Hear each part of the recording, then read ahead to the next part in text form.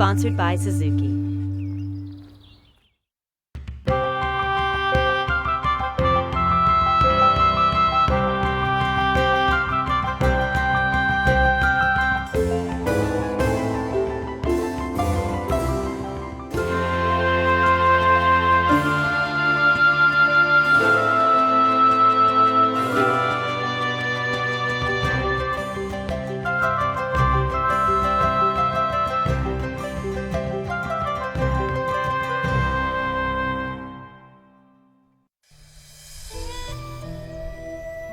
Castle Leslie is situated by Glasslough Lake in County Monaghan, just beside the border with County Armagh.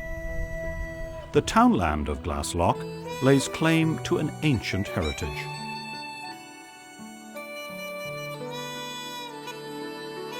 St. Patrick is believed to have visited this site in the 5th century. The old Dunna graveyard also contains a 12th century high cross, a reminder of the region's Gaelic history as the traditional kingdom of the McKenna clan.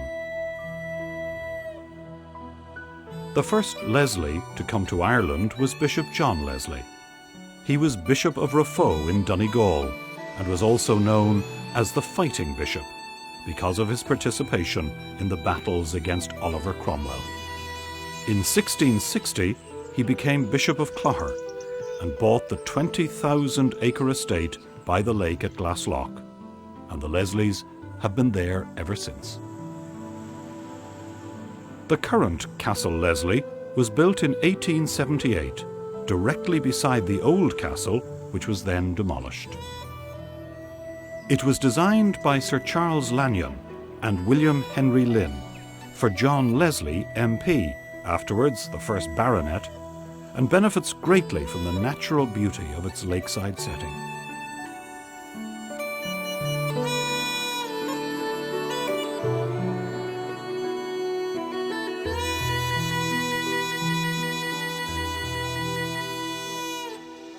Samantha Leslie returned to Glasslough in 1991 to take on the responsibility of running the estate.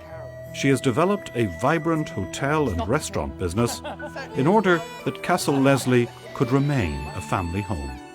From the point of view of the integrity of a house, I think it's very important that the original family are part and parcel of it. You can't really have one without the other. In England, a lot of houses have gone into the National Trust and they do a fabulous job in their own way, and it's been the only way to preserve those houses.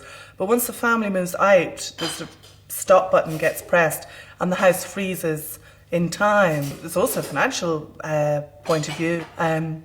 Whereas when the original family are still there, they will work for absolutely nothing to make sure that, it survives. There is a rich Italian Renaissance flavour to the interior of Castle Leslie.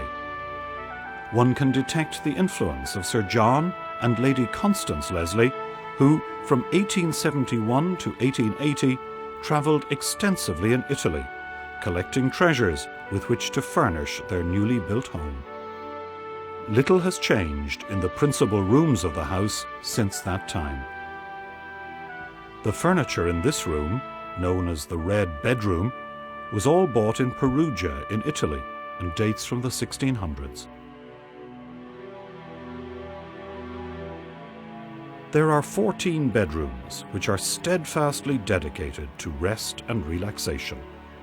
There are no telephones, radios or televisions, and guests are encouraged to view Castle Leslie as a country retreat.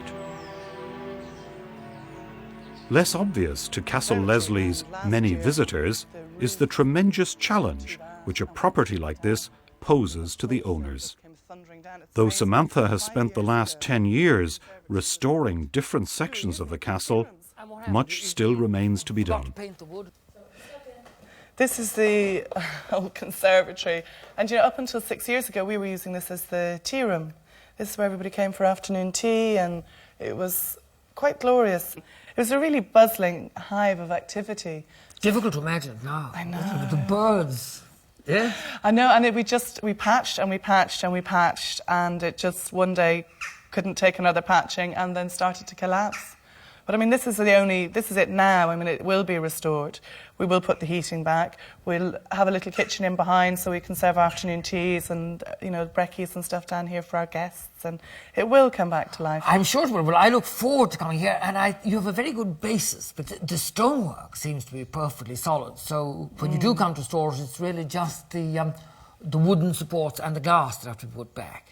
Yeah, the stonework's in great condition. The lead gullies behind are causing a lot of problems and have started dry rot, and the timber is going to have to be redone. But no, it's not unsalvageable. It's just a little bit of a challenge at the moment. Yes, at the moment it's Ireland's first topless tea room.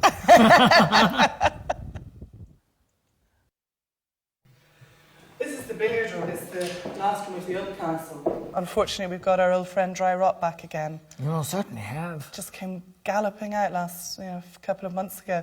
Problem is the roof here leaks so badly, and again, it's just been patched so many times. We can't, just can't stop it at this stage.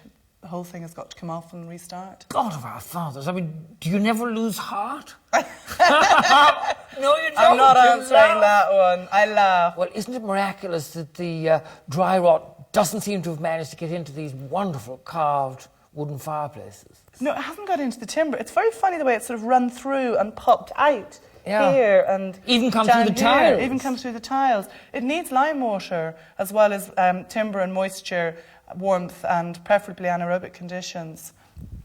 But it's not as fearful as you tend to think. It is controllable. But the problem is stopping the water coming in. The roof is just shot at this stage, and every time you put a slate in and tap it with a hammer, put a nail in it, all the rest of them start to fall off around it. And that's why I've left the window open. You were saying it doesn't like a draft, so you're giving it plenty of draft. It doesn't like cold air. And it actually spores when it's dying. It's sort of its dying throes when it just tries to throw all the spore out to regenerate. And what we did was stripped all of the plaster out of this room when I came home, not to give it anywhere to harbour. But we just didn't get the last of the laths off. And, of course, it loves shutters because it gets in behind them. And one day we just opened the shutters and it just burst out and went, hello! Die, die, die. Please, cast a spell on it.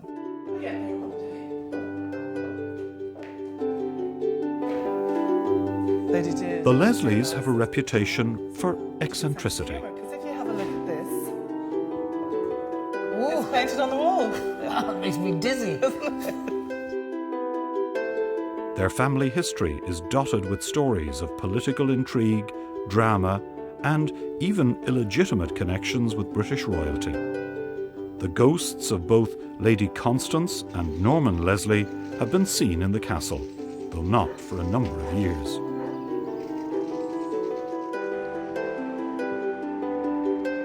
Seamus McCluskey, a local historian, has made a study of the Leslies. The Leslies were very strong-willed people. Nobody ever told a Leslie what to do. For instance, they voted whatever way they thought right at the time. You take it back in 1800, Leslie was very much anti-union. He voted against the Act of Union. And yet, a century later, his great-great-grandson was actually the Colonel-in-Chief of the UVF in County Monaghan. And then, a half a century after that again, his grandson was actually supporting Sean McBride and the Clan Public Party in the 1948 general election in this country. The most famous of them all, of course, was Sir Shane Leslie. Shane Leslie was a prolific writer, poet and folklorist who published over 50 books in his lifetime.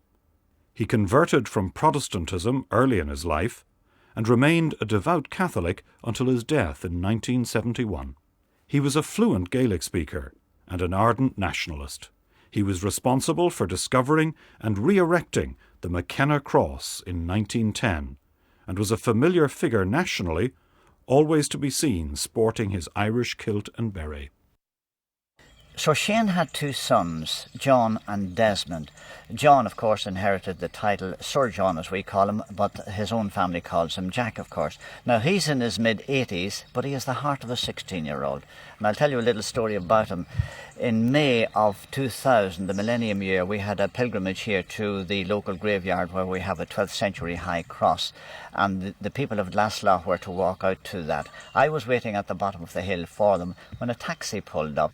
and Sir John got out of it. And the moment he saw me, he came over with his hand out. He said, "Seamus, I meant to do this pilgrimage and walk out from Lasla, but I was at a disco last night in the Oasis and I wasn't home until 4 o'clock this morning." Now, the Oasis is up beside Kingscourt in County Cavan, which is 50 miles from here. When we were growing up, Uncle Jack was always this distant figure who lived in Rome and popped home for the summer and terrified us as children. He used to unplug the television when we watched Top of the Pops because it just, children should not be watching such trash, which is totally ironic now because he's the biggest clubber there is. Sir John, or Jack Leslie, is well known as a raver from the Oasis in Carrickmacross to the Pod in Dublin. He famously went to the Manumission Club in Ibiza for his 85th birthday and is a regular at the karaoke in the village on a Saturday night. Born in 1917, he joined the Royal Irish Guards in 1938. After his experiences in a German prisoner of war camp in the Second World War, he passed the running of the estate on to his sister Anita. After that, it passed to Sammy's father, Desmond. Jack Leslie continued the family's traditional love affair with Italy and lived there for 40 years. At about 94, he came home from Rome, and it was sort of his wish to come back, and we felt, poor thing, he's sort of coming back to spend the last of his days, and we couldn't have been more wrong, could we? Between raves, however, Jack's daily life is a little more sedate, and he regularly entertains the guests by conducting highly detailed guided tours of the castle. Well, that's the Leslie coat of arms. Bartholomew Leslie in 1090 rescued St. Margaret, Queen of Scotland, from a castle being besieged. He was her chamberlain. Crossing a river, the horse sank under the water, and so he shouted to her, "Grip fast the buckle." She gripped the buckle on his belt. They got across. So she said, "You take the buckle as your coat of arms, grip fast as your motto." And anywhere in the world where there are Leslies to this day, they'll all have the buckle coat of arms and the grip fast motto. She was famous for her goodness to the poor. She was canonised about 100 years after her death. St. Margaret, Queen of Scotland. She's patron saint of Scotland, and she's our family patron saint also. Castle Leslie, as with all great houses, has played host to an array of famous people. Most recently, it was the venue for Paul McCartney's wedding to Heather Mills. Sir Winston Churchill is related to the Leslies by marriage. His mother and Sir Shane's mother were sisters, two of the three famous Jerome sisters of New York. Though Churchill never personally visited, his christening robe has pride of place in the drawing room today. Many of the famous visitors to the house would have stayed in this room. Well, this is the move room. This was the principal visitors' room at the house always. Lady Randolph Churchill always slept there. It was got ready in 1907, this room, for the Duke and Duchess of Connaught. Nothing's been changed to this day. The furniture is by the house carpenter. You see the date, 1878, Jane C.L., John Constance Leslie. They loved white furniture then. They thought mahogany was gloomy and old-fashioned. Well, being the principal visitors' room, W.B. Yeats slept there, the poet. Sir John and Lady Lavery, the great painter, and his beautiful American wife, Hazel Lavery, Michael Collins was in love with. Prince Pierre Monaco, the father of Prince Freddie of Monaco. Princess Marthe Bibesco, the famous Romanian writer. Monsignor Benelli, Cardinal Secretary of State to Pope Paul VI. Mick Jagger. And Quite a variety. Yes, what a variety of the Westlife boys. Goodness me. Well, and the white furniture is very elegant, and it looks a wonderfully comfortable bed, suitable for a prince. No, well, the mattress has been changed since the Victorian days. And the sheets, I expect. The sheets. The Leslie lands once stretched as far as Pettigo in County Donegal. They now comprise the 1,000 acres inside the estate walls. The grounds are patrolled by Noel Gormley, the park ranger. Typical morning, you'd be up out of the house about 7, drive around the estate, just check that Everything is where it should be, and there's nobody in around the place, or no cars parked about it or anything like that, you know. Poaching would have been a big problem in the past, but it's well curtailed now compared to what it was, you know. There wouldn't be, it's not to the same extent anymore. It's like anything sitting around here is protected, like as such, you know, because you'd have a lot of deer, pheasants, you know, rabbit, hares, ducks, as you can hear there. You know, lots, lapwings, everything. Just everything, anything that's in here virtually just is left alone.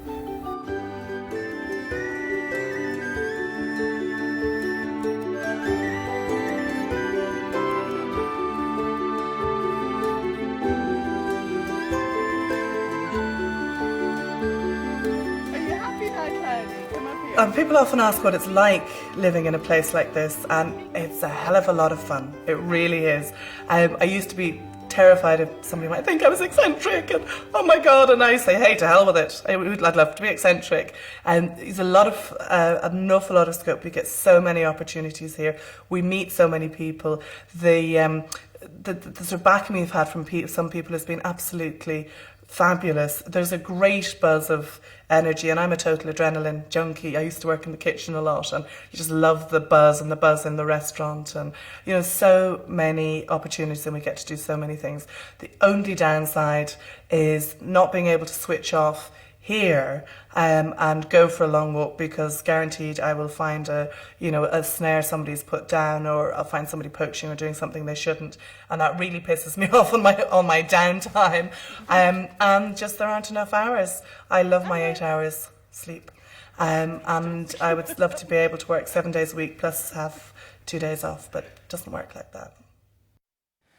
This part of the house when I came home was sort of closed off. There was big curtains here, and you just didn't come up because the roof leaked like a bucket and the ceilings here had fallen down, and there was no point in doing anything until we got the roof done. So that was project number one, and then we got tucked in with the rest of the rooms. That's in pretty good nick now.